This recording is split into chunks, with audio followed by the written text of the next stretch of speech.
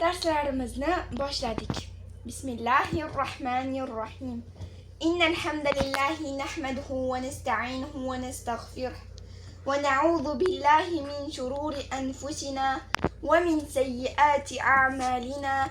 Man yahdihillahu fala mudilla lahu wa man yudlilhu fala hadiya lahu. Nashhadu an la ilaha illallah wa nashhadu anna Muhammadan abduhu wa rasuluh. Amma ba'd. Haqqullahu alal ibad. Allah Taolaning bandalari ustidagi haqqi. Ma'rifatil huququllahi ta'ala ala ibadihi awjabil wajibati wa a'zimiha. Wa dhalika anna haqqullahi muqaddimun ala haqqi ghayrih. Allah Taolaning bandalari ustidagi haqqi. Bu bandalari ustidagi haqqi, bu Allah Taolaning haqqini barcha bandalar bilishligi vojiblarning vojibi va eng ulug'i bo'lib hisoblanadi. Chunki Alloh taoloning haqqi barcha odamlardan va barcha narsalardan ko'ra Alloh taoloning haqqi oliy bo'lib hisoblanadi. Allohi ala ibadihi yanhasiru fil qiyami bi ibadatihi wahdahu la sharika lah va bu'di an ishrak bihi. Alloh taoloning haqlarini bajarish bu Alloh taolo insonlarni nima uchun yaratganligi, ya'ni Alloh taolo insonlarni o'ziga ibodat qilishlik uchun yaratgan. Shuni bajarishlik Alloh taoloning haqqini bajarishlikdir. Shuni Alloh taoloning haqqi shu ekan, demak biz shuni o'rganishligimiz vojibdir. Shuni bilishligimiz shart. Endi Alloh taolo insonlarni nima uchun yaratdi? O'ziga ibodat qilishlik uchun yaratdi. Biz Alloh taologa ibodat qilamizmi? Ibodat qilamiz. Ibodat qilsak Allohning haqqini bajargan bo'lamiz. Allohning haqqi vahdahu la sharika lahu val bu'di min ishrak bihi deyapti. Ya'ni bu yerda Alloh taologa ibodat qilishlik va unga hech qachon shirk keltirmaslik. Shirk keltirmaslik emas, balki shirkdan uzoqda bo'lishlik. Shirk keltirish tugur shirkdan uzoqda bo'ling deb aytilyapti bu yerda. Alloh taolo bu haqida o'zini oyatlarida ham shunday deb marhamat qiladi.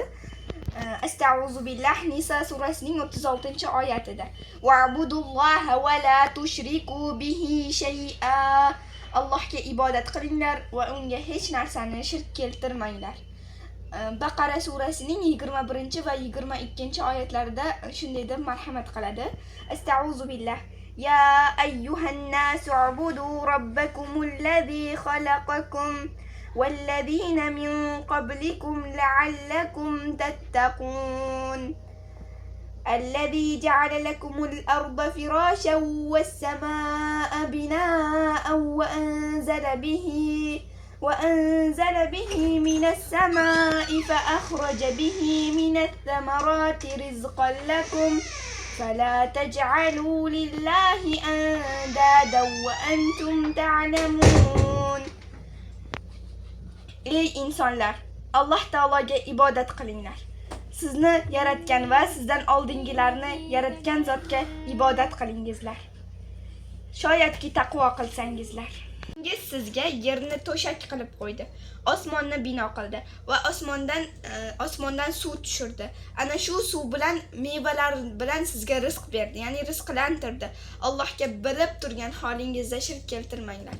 Ya'ni bu yerda Alloh taolo shirk keltirmaslikni aytayapti. Alloh taologa shirk keltirishdan uzoqda bo'lishligimiz va bu bir necha oyatlarda dalil bo'lib kelyapti. Ya'ni Alloh taolo o'ziga ibodat qilishligi uchun Zariyat surasida ham Alloh taolo shunday deb marhamat qiladi. Va ma xalaqtul jinna val insi illa liya'budun. Inson va jinlarni yaratmadim, illoki o'zimga ibodat qilishlik uchun yaratdim. Demak, bu yerda Alloh taolo inson va jinlarni bekardan bekarga yaratmadim deyapti. Bu dunyoni Alloh taolo bekardan bekarga yaratmagan. Alloh taologa hatto insonlar tugur jinlarni ham ibodat qilishlikka yaratgan Alloh taolo. Yaratmadim, illo o'zimga ibodat qilishlik uchun yaratdim deyapti. Demak, biz Alloh taologa ibodat qilishligimiz vojib, shartdir va mana shu ibodat qilishligimizni bilishimiz kerak. Biz Alloh taologa ibodat qilamiz va ana shu ibodat degani o'zi nimani tushunamiz? Ibodat nima o'zi? Ibodat والعبادة في الأصل الخضوع والتذليل يقول طريق معبدا.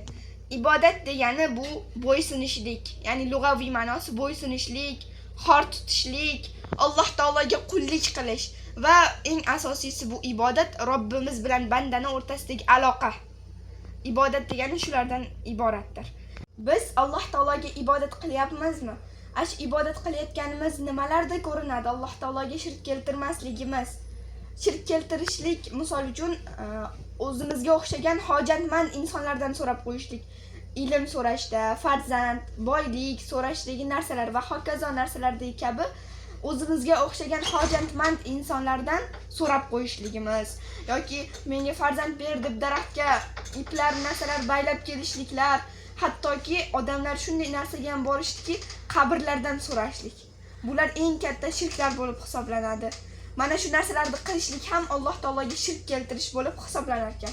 Biz shulardan uzoqda bo'lishligimizni Alloh taolo oyatlarida qayta-qayta ta'kidlab aytayapti.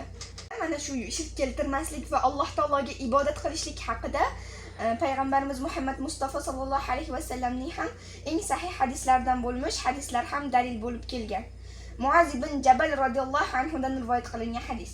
Muaz ibn Jabal radhiyallohu anhu annahu qala كنت رديف النبي صلى الله عليه وسلم على الحمار فقال لي أتدري ما حق الله على العباد وما حق العباد على الله. Shunda Muaz ibn Jabal radhiyallohu anhu aytibdilarki, men Nabiy sallallohu alayhi va sallamning eshiklarining orqasiga mingashib ergashib olgan edim. U zot menga aytdilar: "Ey Muaz, bandani Allohning ustidagi haqqi va Allohning bandadagi ustidagi haqqini bilasanmi?" dedi. Shunda qultu Allohu va rasuluhu a'lam. Alloh va uning rasuli bilguvchiroqdir deb aytdim. Qala Nabiy sallallohu alayhi va sallam o'zlari shunda aytdilar: "In haqqullohi 'alal 'ibad an yu'adhibuhu wa la yushriku bihi shay'an wa haqqul 'ibad 'ala Allohi ala ya'dhibu min la yashrik bihi shay'an." Alloh taoloning bandalari ustidagi haqqi Allohga ibodat qilishlik va unga hech narsani shirk keltirmaslik. Endi Alloh taoloning bandalari ustidagi haqqi bo'lsa, shirk keltirmagan bandasini azoblamasligidir deb aytdilar. Qultu, men shunda aytdimki, ya Rasululloh sallallohu alayhi va sallam, ey Allohning rasuli, afala tubashshirun nas, insonlarga shu haqda xabar bermaymi dedim. Shunda u zot aytdilar: "Wala tubashshirhum fayattakilu", ularga bashorat bermaki, ular ishonib qolmasin, ya'ni shu amalda sustlashib qolmasinlar deb Rasululloh sallallohu alayhi vasallam javob berdilar. Shunda Muaz ibn Jabal o'lishliklarida kim ilmni yashirsa, gunohligidan qo'rqib, ilmni yashirgan odam gunohkor bo'lishligidan qo'rqqan hollarda o'lishligidan avval bu hadisni aytib o'lganlar, vafot etganlar. Huququllohi azza va jalla ala ibadihi. Alloh taoloning bandalari ustidagi haqlari. Endi Alloh taoloning haqlarini biz sanab o'tamiz. Iymanu bihi subhanahu va ta'ala. Birinchisi bu Alloh taologa iymon keltirishlik. Ibadatihi wahdahu subhanahu la sharika lah va tarku ibadahu ma sawahu. Alloh taologa hech narsani shirk keltirmaslik va shirk keltiradigan narsalarni tark qilishlik. Iymon bi asma'ihi va sifatihi. كما ردت به في الكتاب والسنة وكما فهمنا السلف الصالحين. Alloh taoloning ism sifatlariga iymon keltirishlik. Alloh taoloning ismi sifati faqatgina u zotning o'ziga xosdir. Bu ahli sunna va jamoada, ya'ni sunnat va kitobda qanday yozilgan bo'lsa, shunday qilib Alloh taoloning ism va sifatlariga iymon keltirishlik. Va salaf solihinlar qanday tushungan bo'lsa, shunday qilib tushunishlikdir. Endi Alloh taoloning misli yo'q, ya'ni bu ism sifatlaridan ham Alloh taoloni bilsak bo'ladi. Alloh taolo hech qachon hech kimga o'xshamagan va o'xshamaydi Alloh taolo hech kimga. Bu haqda Alloh taolo Shura surasining 11-oyatida dalil qilib aytgan: "Laysa kamislihi shay va huwas-sami'ul basir." Unga o'xshash hech kim yo'qdir va u eshituvchi va ko'ruvchidir. Billahi subhanahu va ta'ala va tawqirihi. Alloh taolo subhanahu va ta'aloni hurmat qilishlik va undan qo'rqishlikdir. Keyingisi: va al-haya'u minallohi azza va jalla va khashyatihi fi sirri wal la'an. Alloh taolodan hayo qilishlik. Ya'ni ochiqda ham, maxfiy bo'lsa ham, oshkora bo'lsa ham, qayerda bo'lsa ham Alloh taolodan hayo qilishligimiz kerak. Alloh taolo bizni ko'rmayapti emas. Alloh taolo misol uchun hech kim yo'q joyga kirib olib turib, yomon ishlar, gunoh ishlarni ko'rishlik, qilishlik, bajarishlik, mana shularni barchasini hatto qalbni ichida hech kimga eshitilmasdan hayo o'ylayapsizmi bir narsani? Shulargacha Alloh bilib eshitib turadi. Bir narsani biz o'ylaydigan narsamizni ham Alloh taolo biladi. O'ylashimizdan avval endi o'ylamoqchi bo'lgan vaqtimizni ham Alloh taolo biladi. Alloh taolo hamma yo'qni bilguvchidir. Shuning uchun Alloh taolodan hayo qilishligimiz kerak. Wal khudu' li hukmillahi va hukmi Rasululloh sallallohu alayhi va sallam va tatbi'i shar'ihi. Alloh taoloning hukmini va Rasululloh Muhammad sallallohu alayhi va sallamning hukmini tatbiq qilishlik, amalda ko'rsatishligimiz. Nafsimizga yoqqanini olib, olmasdan, qilmasdan biz Alloh taoloning hukmi qanday kelgan bo'lsa, shunday bo'ysunishligimiz, Rasululloh qanday bizga hukm etgan bo'lsa, shunday qilishligimiz shart ekan. Bu ham bandaning ustidagi Allohning haqqi bo'lib hisoblanar ekan. Muhabbatullohi subhanahu va taala. Alloh taologa muhabbat qo'yishlik. Xuddi Rasululloh sallallohu alayhi va sallamning hadislariga ko'ra. Thalathun man kunna fihi wajada halawatal iman an yakuna Alloh va rasuluhu mimma siwahuma. Kimda mana shu 3 ta narsa bo'lsa-ki, iymonning halovatini topibdi. Alloh taologa va rasuliga unga hech nimani o'xshatmasdan yaxshi ko'rishlik. Biz Alloh taologa va uning rasuliga uning rasulini yaxshi ko'rishligimiz. Hech kimni yaxshi ko'rishimizdan avval Allohni va uni rasulini qattiq muhabbat bilan yaxshi ko'rishligimiz bu iymonimiz borligidan va iymonning halovatini topishligimizdan dalolat ekan. Va keyingisi rido billahi robban va bil islami dinan va bi Muhammadin rasulan. Va Allohni Robb bo'lishiga rozi bo'ldim, dinni islom bo'lishiga va payg'ambarni Muhammad bo'lishiga rozi bo'ldim deb iymon keltirishlik ham Alloh taoloning bandalar ustidagi haqqi bo'lib hisoblanar ekan. Raditu billahi robban va bil islami dinan va bi Muhammadin rasulan. Allohni Robb bo'lishiga, dinni islom bo'lishiga, payg'ambarni, ya'ni rasulni Muhammad bo'lishligiga rozi bo'ldim. Raditu billahi robban, ya'ni Robbni Alloh bo'lishligiga rozi bo'ldim.